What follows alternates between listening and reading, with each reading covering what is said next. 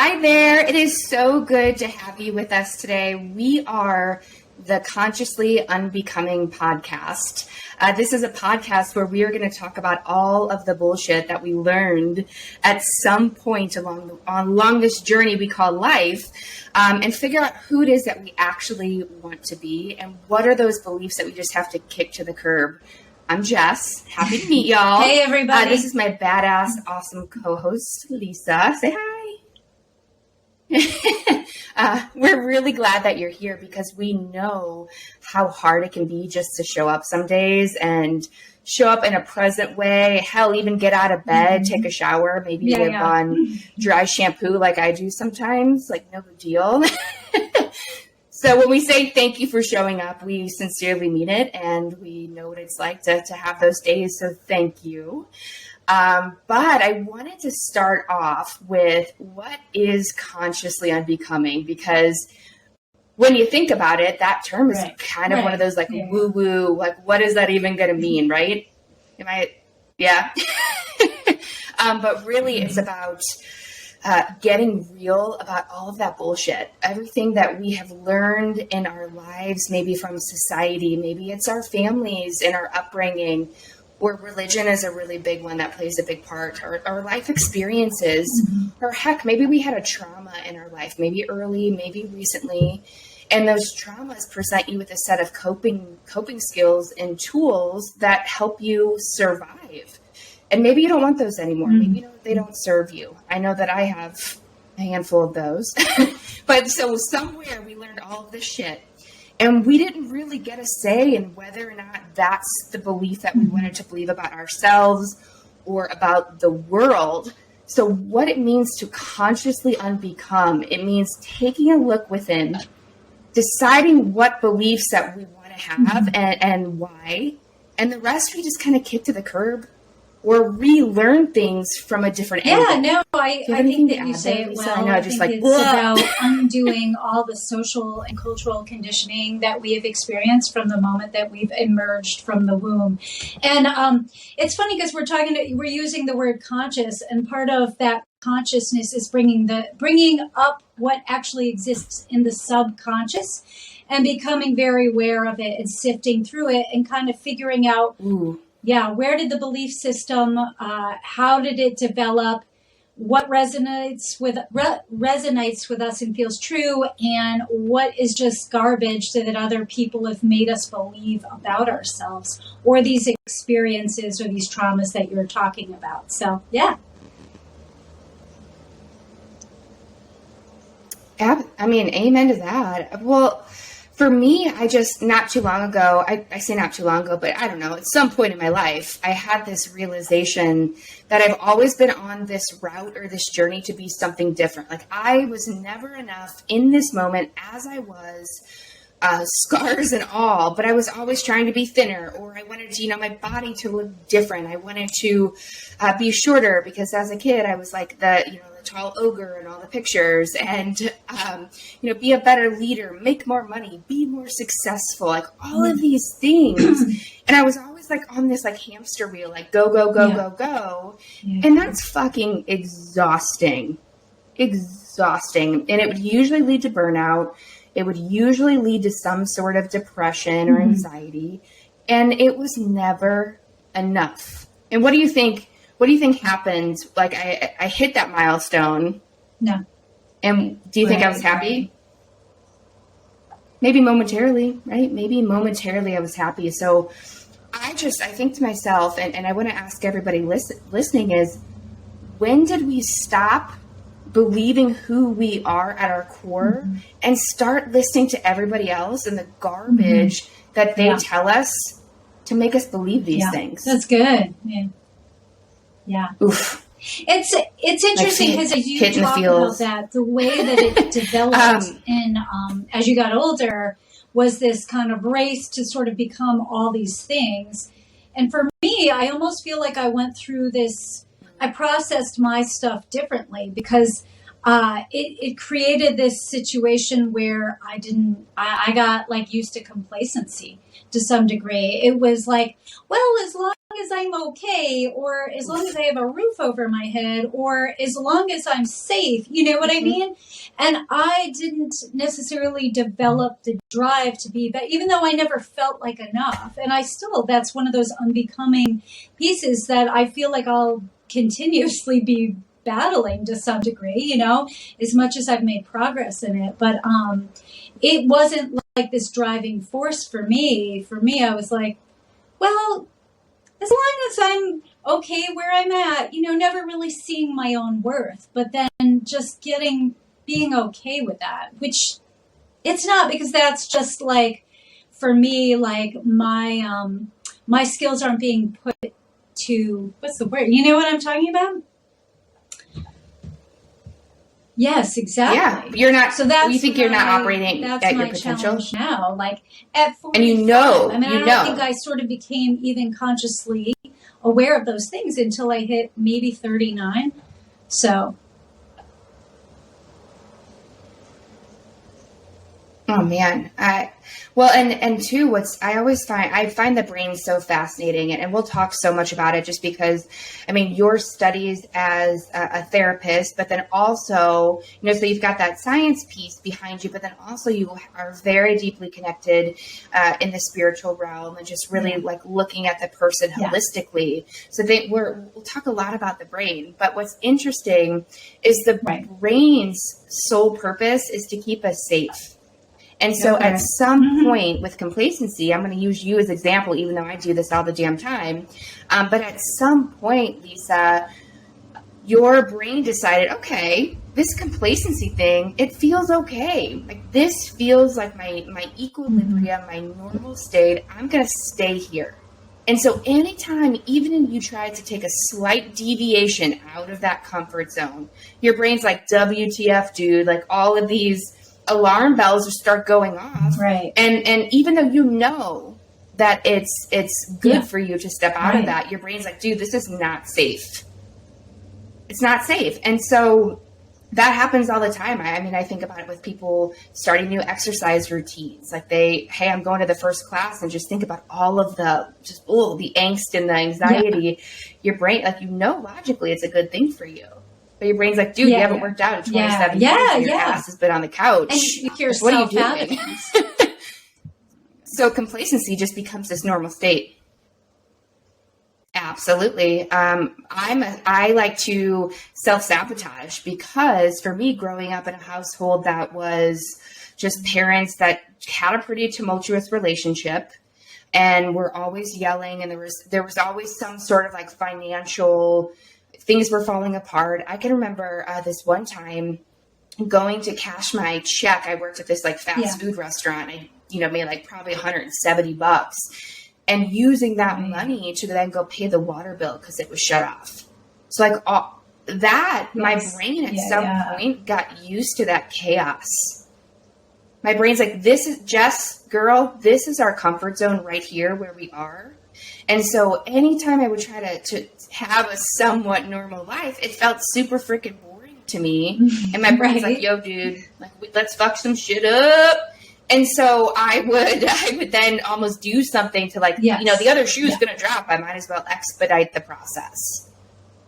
I learned that about 5 years ago in therapy, and it's something that I'm constantly aware. And now, because of all of the therapy and all of the internal work that I've done, that is a part of who I am. But now I'm so aware of when I'm doing it. I can almost like cut myself off. It's so interesting, the adaptations, I guess, like that develop through those experiences. Because you and I have talked, and there's almost a parallel there of kind of like growing up in that chaotic household. And like it sort of developed different, like how it's sort of like affected me is a little bit different, because I don't necessarily create chaos, but I self-sabotage because I'm an avoider. I'm a procrastinator. It's like my coping mechanism is to, when things get really overwhelming, it's like I can stay in that very anxious state, which is the person I used to be, Or it's like everything shuts down in me, and I'm like, I just got to put everything off until the feds are after me because I haven't done my fucking taxes yet. It's never that bad, but that's what happens. You said fuck 100 times, and now you say pardon my language. Like, this is where the moral line is. Okay. But no, you're absolutely right. It's crazy. I guess crazy is not the right word. We're just so to protect us ultimately. Does when we need to protect ourselves. Like, I can't even. Man, that's like, add that to the topics list right there. But one of the things too, like before we get too far down the path, even though this was such good conversation, is one of the things that y'all will realize between Lisa and I, besides the fact that we can just pretty much talk about anything, especially as it relates to just human behavior, but we're very spiritually in touch. So you might hear words like God or the universe or spirit. God, spirit, energy. I'll talk about things in terms of energy quite a bit. Source, energy, source. Yeah, and so for us, all of those things mean the same thing. But it's all about, so you're going to hear a lot about spirituality and behaviors with the human psyche and just all of these things, because I'm a big believer that, I guess this, like energy work and really understanding the spiritual realm really didn't kick in until I actually studied the science behind energy. And that's when I was like, oh, this isn't just some t-shirt that some, 20-something wears that says Good Vibe Tribe. Like, that actually is something.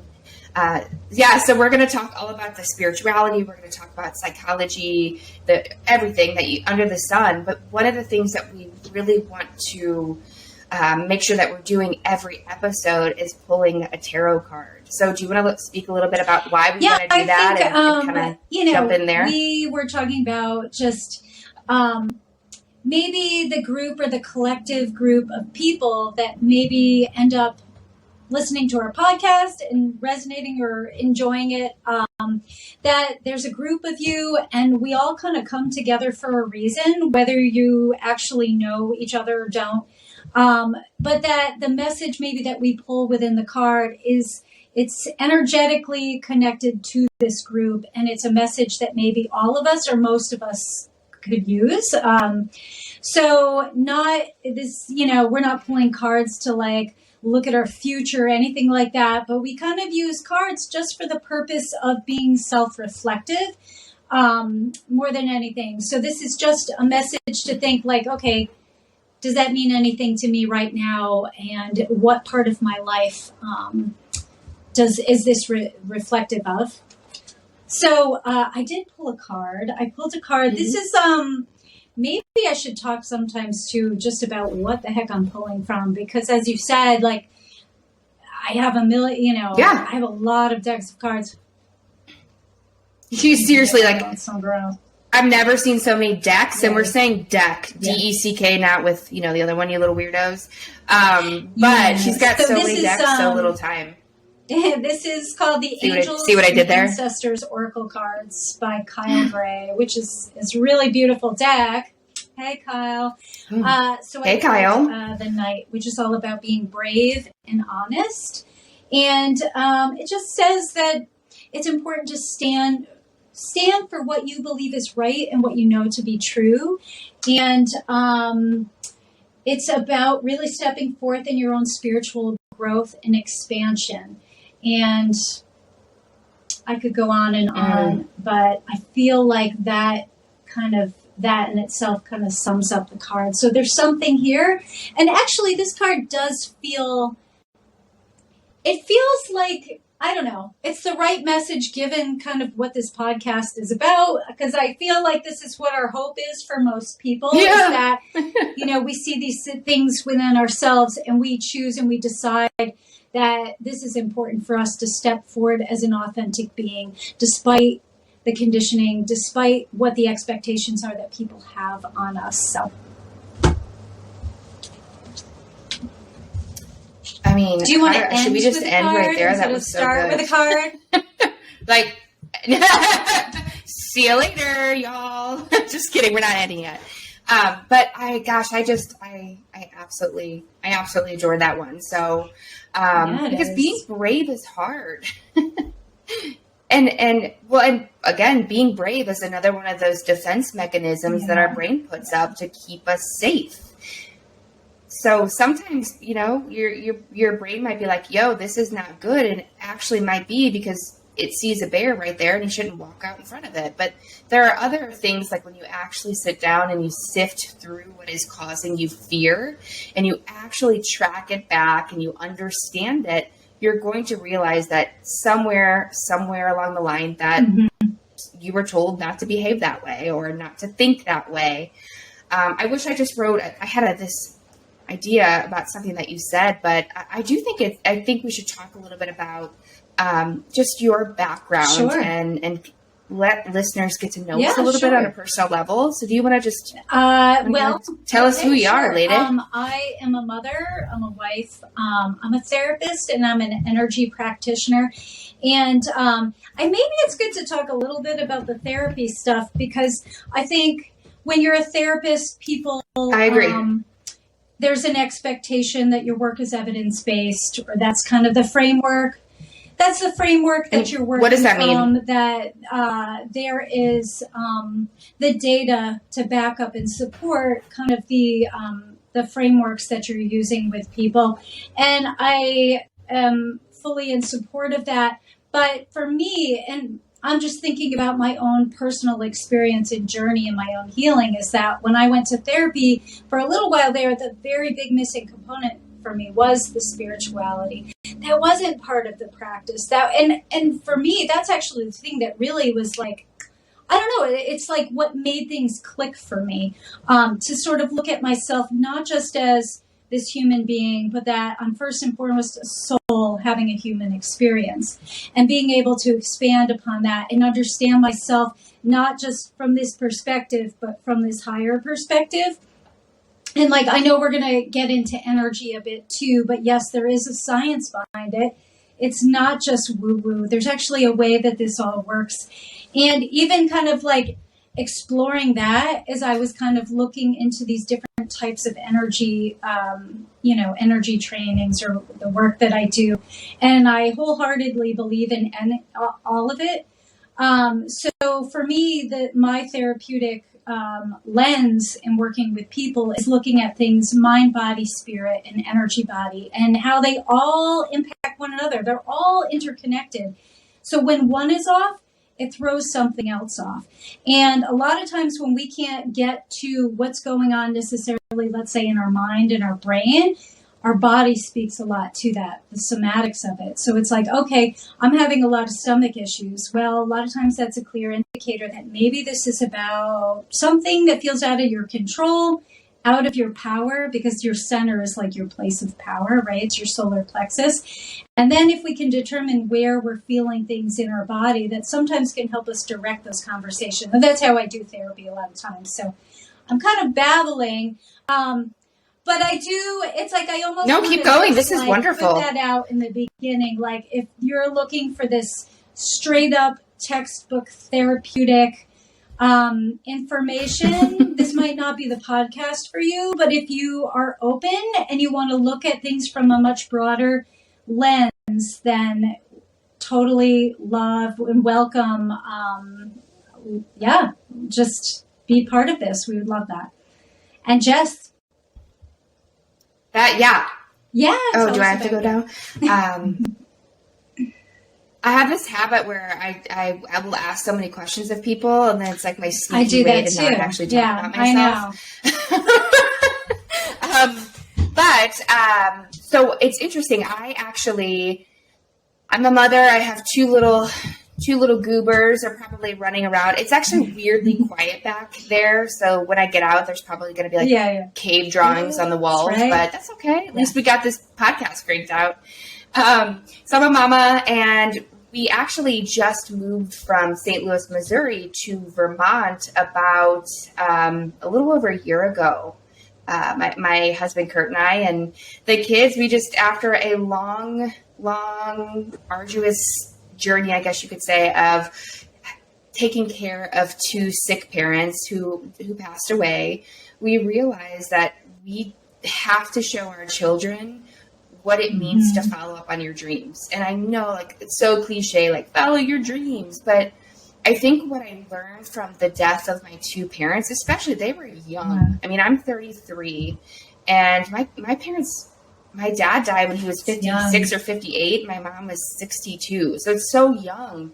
But I look at that and I look at their life experience, and it wasn't really all the best. And I think that was as good as it got for them. And I constantly heard my parents talking about all the things that they wish they would have done more of or experienced.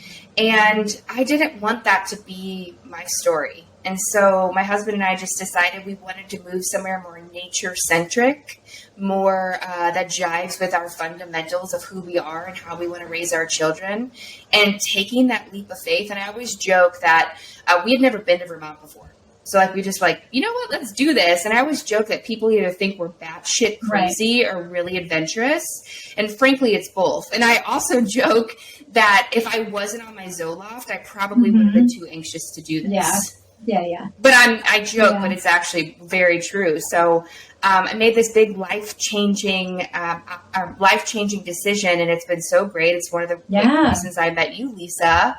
And I think one of the reasons I wanted to start this podcast with you is, besides all of our really great conversations that we always joke that should just be recorded, and people would laugh at and learn a lot from. But I think as somebody that has gone through so many different identity shifts. So when my dad died, my daughter was 4 months old. When my mom died, my son was 4 months old.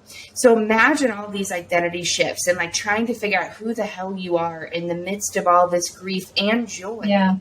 I just wanted to show everyone that there is life after all of that, and that we can sift through all of that pain and find the really amazing things and learn so much about ourselves. So I'm a mama. I'm obsessed with dogs. I have 3 of them. I love a good glass of wine and nature and hiking. I laugh, but I'm literally in tie-dye from head to toe right now, and I'm kind of embarrassed. Even my leggings are tie-dye. Thank you. I don't know. Anything else? No, that's great. I didn't even get into it. Cool. Whatever, it doesn't matter. I think that was a beautiful introduction of who you are and how you ended up here and how we're connected in this podcast. So thank you. Yes. I'm so excited to get to do this with you and everybody that's listening as well, because I think that the world is shifting in a way. I do feel like authenticity and vulnerability, it's starting to shift, and we want more of it. We crave more of it. But it's also like there's the few select group of people that are actually showing up and doing it. And I want to be one of those people. And I know you do as well. Like you're never going to come on this podcast and think, wow, those two, they've got it all figured out. Like absolutely fucking not. Like far from it. I mean, half of what I've learned is through many, many years of therapy and application of that, and also my own spiritual practice and through shamanism and just meditation and all of these things. But really, it's fucking up a lot of different things and trying to claw my way out of a dark place. And that's kind of how I find the best things to kind of work towards, or the things within myself that I needed to grow. Yeah. What do you hope? So we're not sure how long our podcast episodes will be. I think we might do, some podcasts might be 20 minutes, some might be an hour. We're just going to kind of be speaking about what's ever on our hearts, but we are getting close to time. But Lisa, tell me a little bit about what you're hoping listeners get from this podcast and what you hope to get from it. Okay. When I think about it, it's funny because, this is our 3rd time trying to record this podcast. I'm just going to put that out there. And it's sort of funny, but I realized through that I think that people listening will also be witness to us working through our own processes. You know what I mean? because our intentions are to be pretty open and honest about things. I mean, I think that's what sparks our inspiration for this podcast. So there's that. And I hope that it resonates with people and that it inspires you to kind of intentionally move forward on your own path, on your own journey, and to unconsciously become. So. Yeah. Well, and I, ditto to all of that. And I'm really looking forward to all of the aha moments that listeners will have, and as well as that you and I will have. And I mean, I remember not too long ago, I always come back to a lot of body issues because that was a huge thing for me growing up, and it still trickles in. But I remember thinking to myself, like, who told you you needed to believe that? That's like my new favorite thing to ask myself, or to ask, if I see someone self-sabotaging or if I hear them going down the rabbit hole, I will say, who or what told you that? Yeah. And I was having this conversation with a friend recently, and, she's like, I have to start working out. I'm going to the beach. I want my body to look great. Like, that's great. Awesome. If you truly want that. But I said, who or what told you that? And she's like, well, I look at social media and Facebook and Instagram. I'm like, there it is. So it's okay to want things. Like, it's okay to want to be different. Like, there's things in me that I definitely do not want to be.